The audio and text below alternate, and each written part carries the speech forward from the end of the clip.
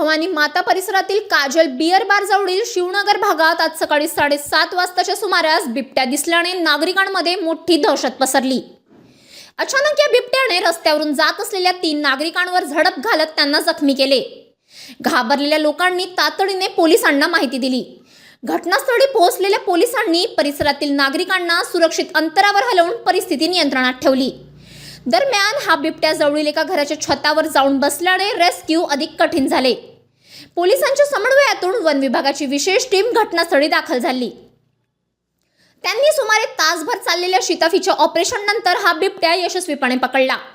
जखमी नागरिकांना उपचारासाठी रुग्णालयात दाखल करण्यात आले असून त्यांची प्रकृती स्थिर असल्याची माहिती मिळाली आहे। या संपूर्ण प्रकरणामुळे परिसरात मोठी खळबळ उडाली असून नागरिकांनी वन्य प्राण्याच्या हालचालीवर लक्ष ठेवण्याचे आवाहन करण्यात आले आहे।